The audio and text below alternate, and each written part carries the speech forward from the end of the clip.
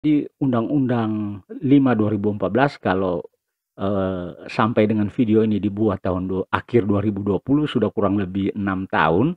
Ini kalau dianalogikan menulis skripsi, maka Kemenpan sudah DO karena skripsinya tidak selesai-selesai. Begitu.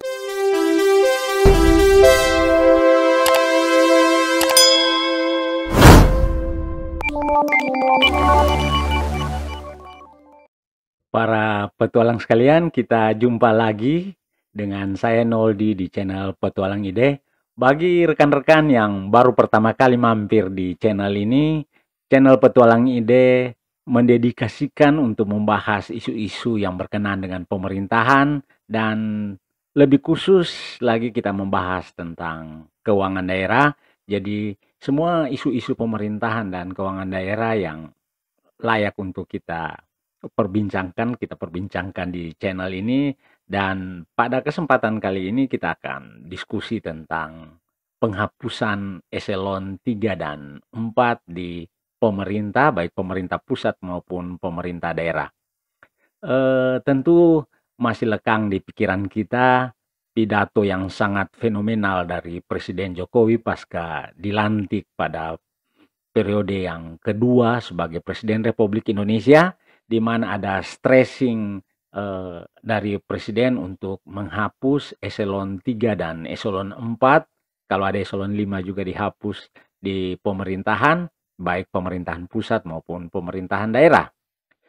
Sebenarnya maksud dari penghapusan tersebut minimal ada dua yang mau dicapai, yang dituju, yakni yang pertama tentu untuk mengurangi atau memangkas birokrasi yang ada di pemerintahan, yang oleh beberapa pihak selama ini memang dirasakan birokrasinya sangat panjang atau malah bisa dibilang terkesan berbelit-belit, sehingga menurut Presiden salah satu yang menyebabkan birokrasi itu sangat panjang adalah karena eseloneringnya yang terlalu rentangnya terlalu panjang, dari eselon 1 sampai ke eselon 5. Kemudian tujuan kedua sebenarnya kita bisa rasakan sendiri bahwa Presiden menginginkan bahwa pemerintahan mampu bergerak cepat dalam pengambilan keputusan maupun dalam eksekusi pelaksanaan pemerintahan dan pembangunan. Bagaimana hal itu kita lihat dari aspek pemerintahan? Mari kita bahas dalam video kali ini kurang lebih 10-15 menit ke depan. Dengan harapan kita menonton sampai selesai, kemudian kita diskusikan. Silakan taruh di kolom komentar, like bila Anda suka, dan silakan dislike kalau menurut Anda video ini tidak berkenan atau kurang baik di mata Anda, di pikiran Anda. Ayo kita mulai membahasnya.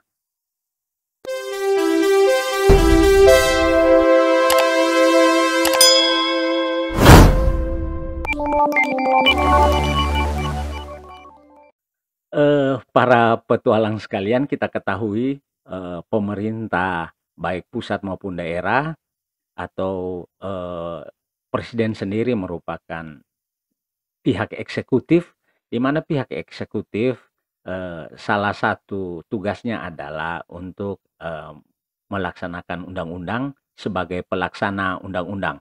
Bicara mengenai penghapusan eselon, baik eselon 3, 4, atau 5, tentu itu berkenaan dengan undang-undang tentang kepegawaian. Undang-undang kepegawaian selama ini diatur dengan Undang-Undang Nomor 5 Tahun 2014 tentang aparatur sipil negara. Sehingga kalau ditanya bagaimana pendapat saya tentang penghapusan eselon 3 dan eselon 4 atau eselon 5, nanti dalam video ini kita akan sebut saja sebagai penghapusan eselon, yang mana yang dimaksud dengan penghapusan eselon itu adalah eselon 3, 4, dan 5. Bagaimana pendapat kami tentang hal tersebut? Maka sepenuhnya kami sebenarnya setuju.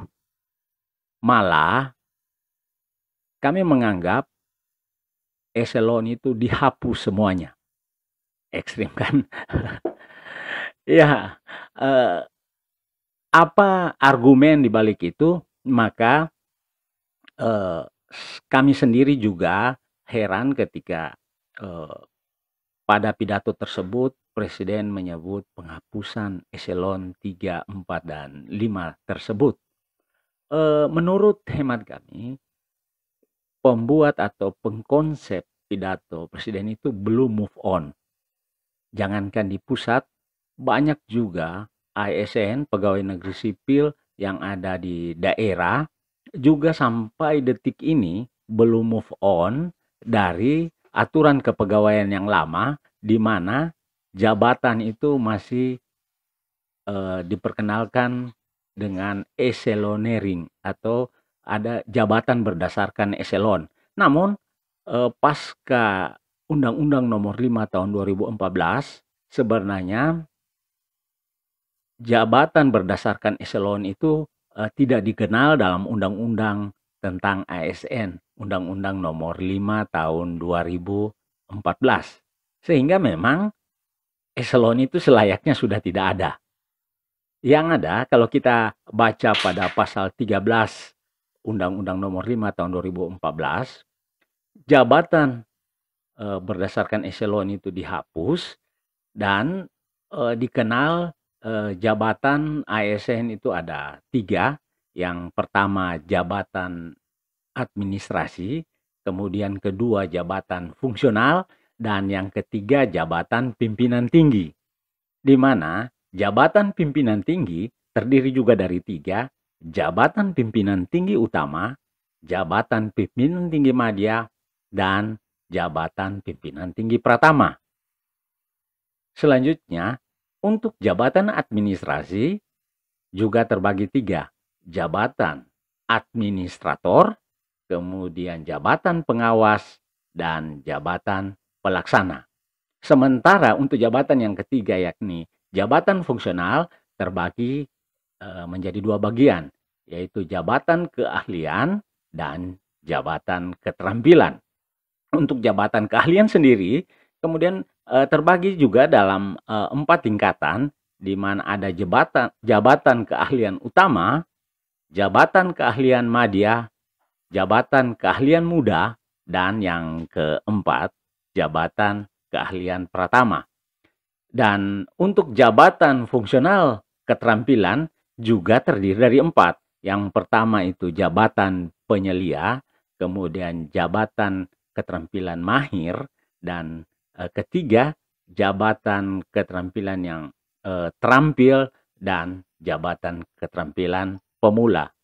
Jadi dalam hal ini sudah tidak dikenal lagi eselonering dalam jabatan. Maka wajar kalau kemudian kami mengatakan bahwa seharusnya memang Presiden mengatakan bukan jabatan eselon 3, 4, atau 5 yang dihapus. Penghapusan eselon itu seharusnya keseluruhan. Kalau kita sudah move on dari Undang-Undang Kepegawaian yang lalu ke Undang-Undang Nomor 5 Tahun 2014 tentang Aparatur Sipil Negara.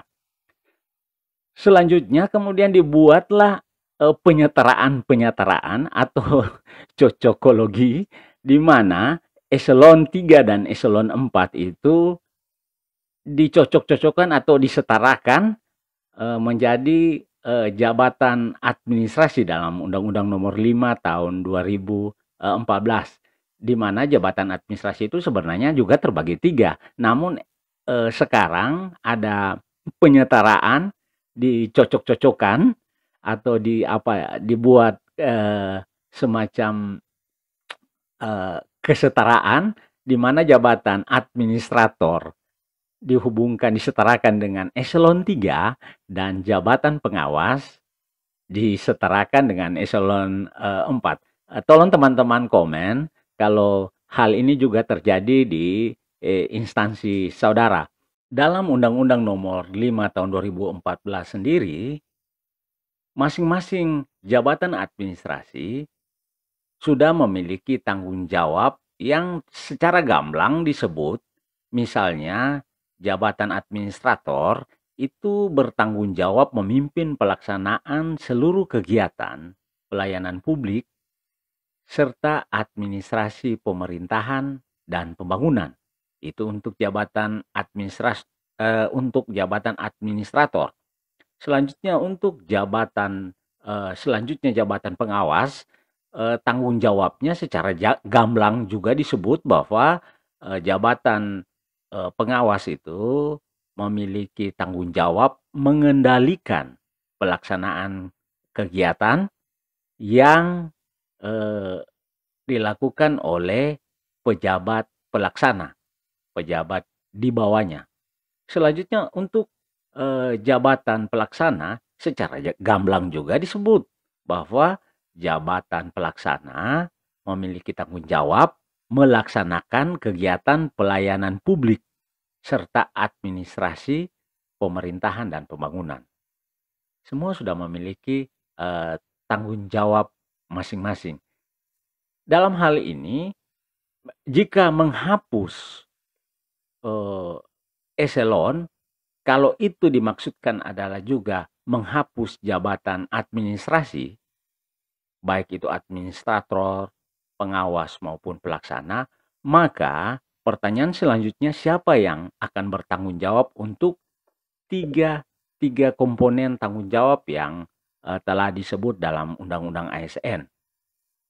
Oke, kita koma dulu sampai di situ.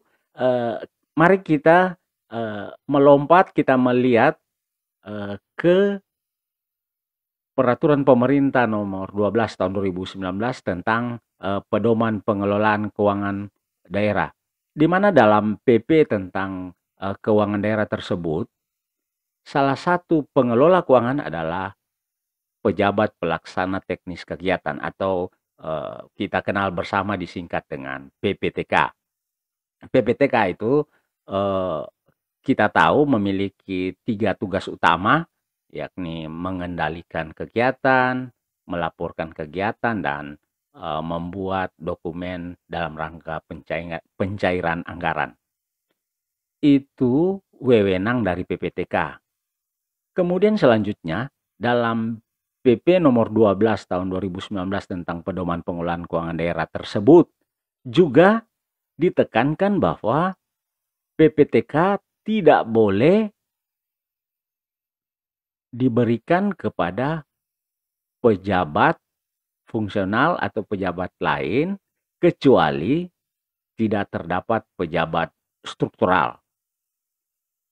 Pertanyaan selanjutnya adalah, apakah yang dimaksud dengan pejabat struktural adalah eselonering dalam Undang-Undang Kepegawaian yang lama, atau pejabat struktural dimaksud adalah pejabat administrasi? Ini belum clear, dan apabila pejabat struktural dimaksud juga termasuk jabatan fungsional, maka pejabat fungsional diperkenankan menjadi PPTK. Karena definisi yang spesifik tentang pejabat struktural itu tidak ada dalam aturan-aturan yang dikeluarkan kemudian. Yang boleh kita lakukan adalah cuma penyetaraan. Kembali lagi kita melakukan cocokologi. Tetapi kalau kita lakukan cocokologi lagi, di mana yang maksud dengan pejabat struktural adalah pejabat pimpinan tinggi dan pejabat administrator, itu berarti bahwa yang layak menjadi PPTK hanya pejabat tinggi dan pejabat administrator. Selanjutnya, cocokologi lagi, kalau pejabat tinggi itu dieselonkan adalah pejabat eselon 1 dan eselon 2, kemudian administrator eselon 3, eselon 4, dan eselon 5, maka kita dapat menyimpulkan dari cocokologi itu bahwa yang layak menjadi PPTK adalah pejabat pimpinan tinggi, dan pejabat administrator. Pejabat administrator jika dihapus, maka yang jadi PPTK hanya pejabat pimpinan tinggi. Karena kalau kita setarakan yang struktural tinggal pejabat pimpinan tinggi yang ada di pemerintahan, itu berarti mereka juga harus menjadi PPTK. Pekerjaan kalau pejabat pimpinan tinggi kita ketahui adalah didominasi dengan kepeloporan-kepeloporan, pembinaan, kemudian mengurusi PPTK yang intinya adalah pekerjaan-pekerjaan teknis. Wow, bayangkan misalnya untuk mengendalikan kegiatan, melaporkan kegiatan, dan membuat dokumen yang terkait pencairan dana harus dilakukan oleh seorang eselon 2 atau eselon 1. Ini tentu tidak sangat tidak efisien dan sangat tidak efektif. Beberapa minggu yang lalu saya berkunjung ke kementerian. Saya singgah di 2 kementerian, Bappenas dan Kementerian Dalam Negeri. Di Kementerian Bappenas, saya ketemu dengan salah seorang pejabat. Dia menceritakan bahwa di Bappenas sendiri kemudian eselon 3 dan eselon 4 sudah dihapus, semua difungsionalkan. Kemudian saya jalan-jalan ke Kementerian Dalam Negeri. Di Kementerian Dalam Negeri salah satu direktorat yang saya kunjungi, di situ belum dilakukan langkah-langkah untuk penghapusan eselon, menindaklanjuti pidato presiden tersebut. Jadi di Kementerian Pusat, di Kementerian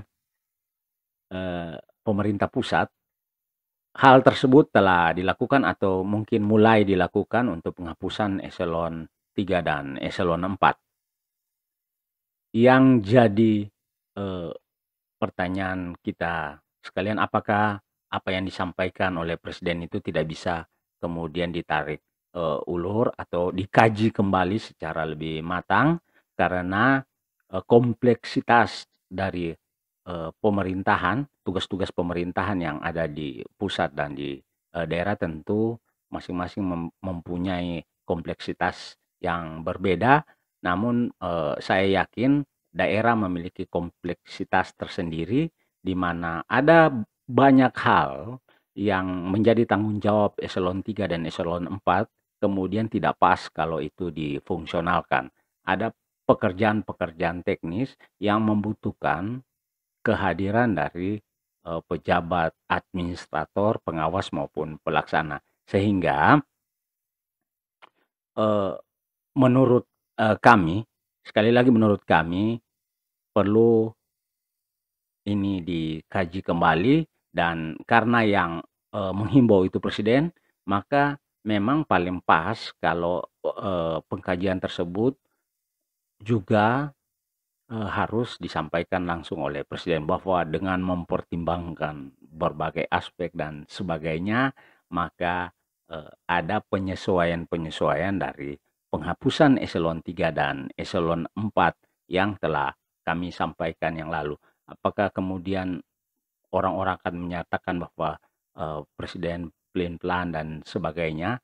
Tentu untuk kebaikan bersama, untuk efektivitas, efisiensi jalannya pemerintahan, itu selayaknya untuk dipertimbangkan, karena memang argumen di balik jabatan-jabatan yang telah disusun itu pasti baik.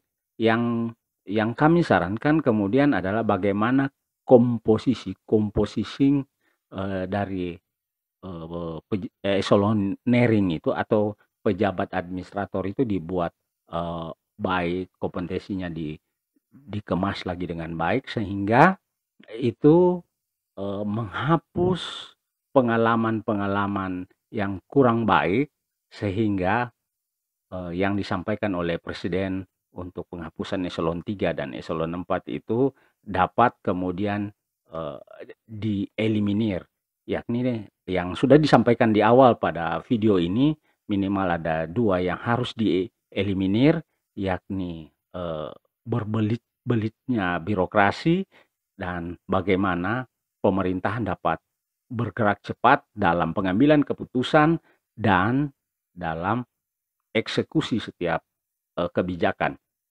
Karena jika hal tersebut kita kaji dengan baik dari pengalaman-pengalaman selama ini, maka memang yang jadi pertanyaan aturan pelaksana dari Undang-Undang ASN, atau kita lebih suka sebut dengan Undang-Undang Kepegawaian, Undang-Undang Nomor 5 tahun 2014 tentang ASN, di mana tentunya Kemenpan adalah leading sektor di bidang itu.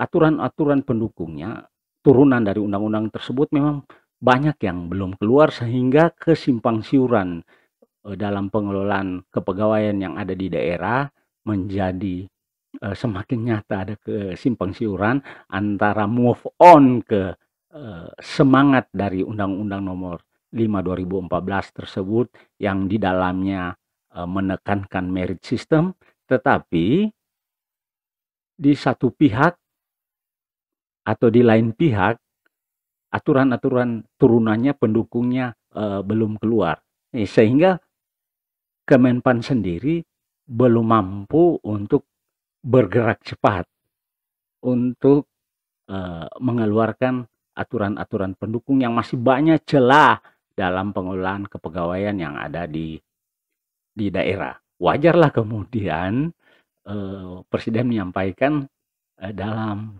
tanda kutip seolah-olah semua lambatnya pengambilan kebijakan adalah karena birokrasi yang masih sangat panjang. Padahal itu masih bisa disiasati dengan hal-hal yang lain.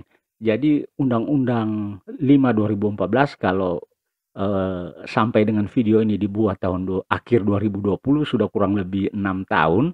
Ini kalau dianalogikan menulis skripsi, maka Kemenpan sudah DO karena skripsinya tidak selesai-selesai. Begitu analogi untuk menyebut aturan-aturan pendukung dari Undang-Undang ASN itu yang belum selesai-selesai, sehingga ini terlalu banyak dengan kegiatan-kegiatan formil, sementara aparat yang ada di daerah sangat menunggu, sangat menanti mau dikemanakan arah aparatur sipil negara ke depan.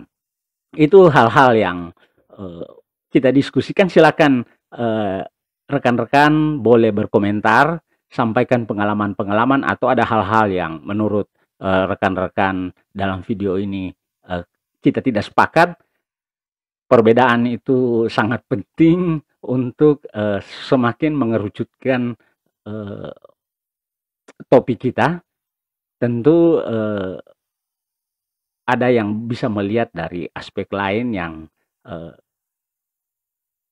tidak bisa dipungkiri, mungkin itu jauh lebih bagus. Sampai di sini video kita, dan terima kasih atas atensinya. Silakan di-share, di-like video ini bila Anda merasa ada manfaat, dan silakan juga dislike bila teman-teman, rekan-rekan semua kurang sependapat dengan video ini. Kita ketemu dalam video-video kami selanjutnya, masih di channel Petualang Ide, dan seperti biasa tetap semangat.